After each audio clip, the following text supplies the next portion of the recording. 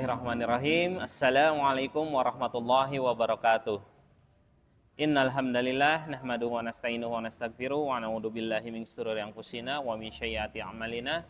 May yahdihillahu fala mudhillalah wa may yudlilhu fala hadiyalah. Asyhadu an la ilaha illallah wahdahu la syarikalah wa asyhadu anna Muhammadan abduhu wa rasuluh alladzi la nabiyya ba'da.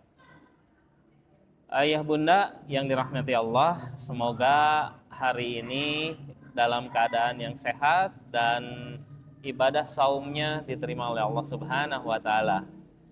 Ayah bunda rahimakumullah, Nabi Muhammad SAW pada tahun ke-7 pada masa beliau baru diangkat jadi nabi, tahun ke-7 kenabian, itu kaum Quraisy merasa kebingungan dengan perilaku dari Muslim dan Nabi Muhammad, dan akhirnya kaum Quraisy yang memusuhi Nabi Muhammad SAW beserta Muslim itu bersepakat untuk supaya membuat Muslim semuanya menderita dengan cara melakukan sebuah perjanjian dari semua keluarga Quraisy dari bani-bani yang lain kecuali Bani Hashim dan Bani Muthalib. Bani Hashim itu adalah dari keluarganya Nabi Muhammad, ya. Dan Bani Muthalib itu adalah keluarga dari pamannya Abdul Muthalib, gitu. Keluarga ini yang kedua ini tidak diajak untuk bernegosiasi, tapi sisanya bernegosiasi dan membuat sebuah keputusan yang luar biasa, membuat Muslim pada waktu itu sangat bisa dikatakan menderita. Keputusan dari para Quraisy itu yaitu adalah memboikot segala gerak-gerik dari muslimin, ya, termasuk Bani Hashim dan Bani Muthalib, ya. Gerak-geriknya seperti apa? Dari sektor ekonomi, dari apalagi ya, sektor sosial, itu semuanya diboikot. Jadi mereka tidak bisa berhubungan dengan keluarga yang lain. Maka pada saat dari muslimin dan dari Bani Hashim dan Bani Muthalib ingin datang ke pasar, itu tidak ada yang mau menerima yang menjual ataupun dibeli, ya. Mau membeli atau menjual itu nggak bisa dengan keluarga yang lain. Dan itu boikot tersebut tertanda tangani oleh setiap kepala suku di sana, ya, di sana Quraisy tersebut, dari Bani keluarganya dari Abu Jahal, dari Abu Sofyan, ya, dari Umayyah bin Khalaf, semuanya menandatangani perjanjian tersebut. Dan boikot ini membuat Muslim susah bergerak.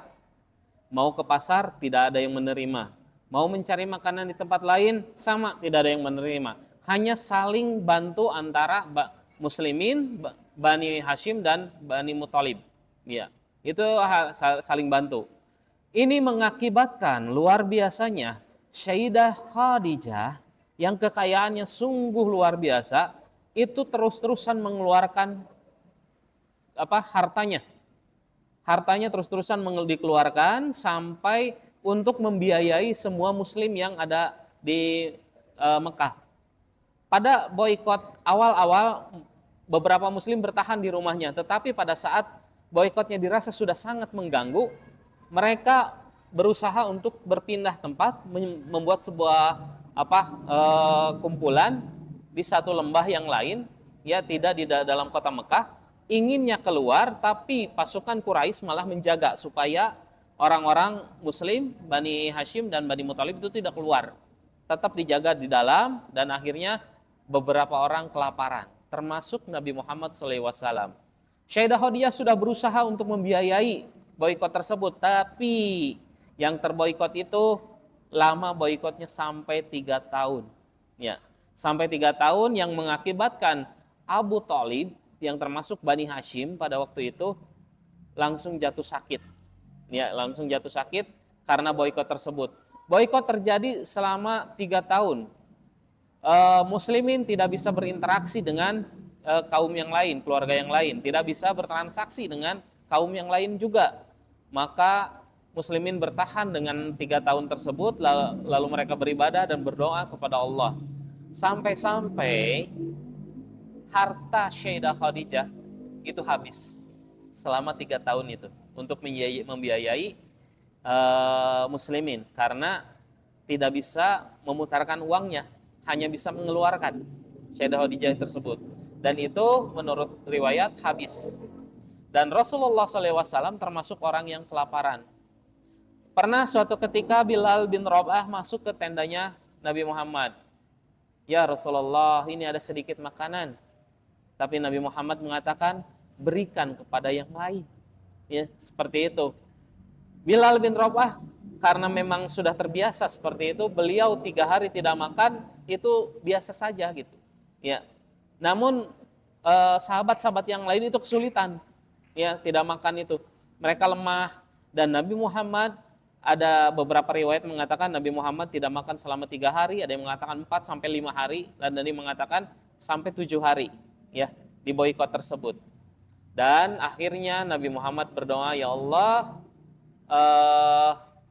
cabutlah, yang utamanya adalah cabutlah boikot tersebut. Ya, ada beberapa orang dari Quraisy yang merasa iba, ya, merasa iba dengan kondisi muslimin. Dan akhirnya beberapa orang Quraisy tersebut berkumpul setelah 3 tahun, ini sudah cukup. Ini sudah cukup, mereka itu saudara kita. Kita cabut perjanjian ini dan kita lepaskan muslim. Ada yang menentang dan segala macamnya, dan akhirnya terjadi perdebatan di kaum Quraisy tersendiri. Dan datanglah wahyu kepada Nabi Muhammad bahwa tanda tangan yang boikot yang disepakati oleh Quraisy itu yang tertanda tangani, yang disimpan di dalam Ka'bah tertancap, itu habis dimakan rayap, dan yang hanya tersisa adalah kalimat Bismillah, ya, hanya sekadar Bismillah dengan nama Allah, seperti itu. Dan wahyu tersebut disampaikan kepada Abu Thalib, lalu Nabi Muhammad meminta tolong kepada Abu Thalib, wahai pamanku, tolong sampaikan kepada Quraisy, jika yang aku katakan ini benar, maka lepaskan kami, dan jika ini salah, maka lanjutkan apa yang mereka inginkan.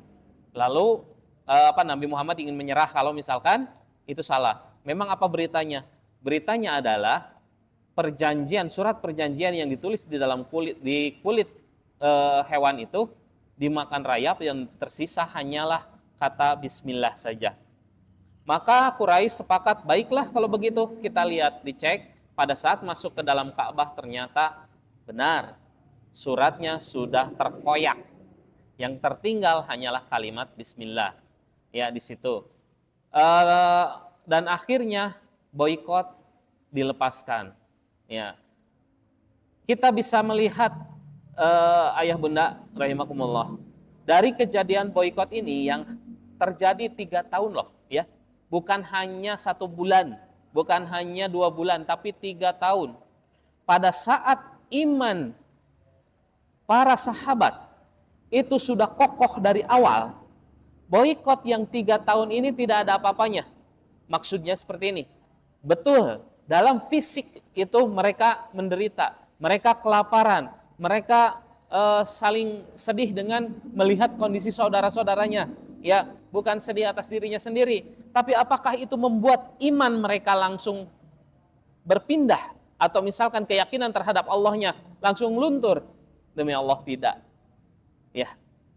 Apakah Sayyidah Khadijah yang menghabiskan hartanya itu menyesal sampai kenapa harus membiayai sampai kehilangan hartanya, sampai menjadi orang miskin? Demi Allah, tidak. Sayyidah Khadijah ikhlas dalam melakukan bantuan tersebut, dan kaum muslimin yang terboikot tersebut semuanya ikhlas. Sampai pada masa berita baiknya boikot dilepaskan, mereka bahagianya luar biasa. Ayah bunda rahimakumullah, kalau iman sudah sangat kuat di dalam dada, 3 tahun penderitaan itu tidak ada apa-apanya jika itu mempertahankan tauhid, ya, mempertahankan keislaman supaya tidak terganggu lagi kepada kezaliman sebelumnya. Ya. Tujuan kaum Quraisy adalah untuk melepaskan semua mengembalikan umat muslim kepada agama nenek moyang mereka. Tapi buktinya pada boikot tersebut umat Islam bertahan. Ayah bunda, tanamkan keimanan yang dalam terhadap anak-anak kita, supaya pada saat mereka ditimpa musibah, mereka akan kembalinya kepada Allah. Mereka akan meminta pertolongannya kepada Allah, bukan kepada siapa-siapa. Ya, demi Allah, naudzubillahi min dalik. Ada sebuah kelompok yang memang keimanannya tidak diajarkan oleh orang lain, ya, karena memang tidak mendapatkan itu. Saat mereka kelaparan lalu hanya diberikan 1 dus Indomie saja, itu mereka langsung berpindah akidah. Nah, jangan sampai seperti itu. Sahabat Rasulullah SAW bersama beliau, sahabat Rasulullah itu bertahan 3 tahun tanpa makanan yang layak. Tapi Masya Allah, mereka bertahan sampai benar-benar Allah selamatkan, karena mereka yakin Allah lah yang akan menyelamatkan. Mungkin itu taujih hari ini. Semoga apa yang saya sampaikan itu bisa bermanfaat, dan apapun yang baik itu silahkan diamalkan, karena yang baik-baiknya itu datang dari Allah Subhanahu wa Ta'ala. Dan mohon maaf jika dari tutur kata saya ada yang salah, karena kesalahannya itu dari saya. Mohon maaf ayah bunda, dan saya bermohon bertobat kepada Allah Subhanahu wa Ta'ala. Billahi taufiq wal hidayah. Assalamualaikum warahmatullahi wabarakatuh.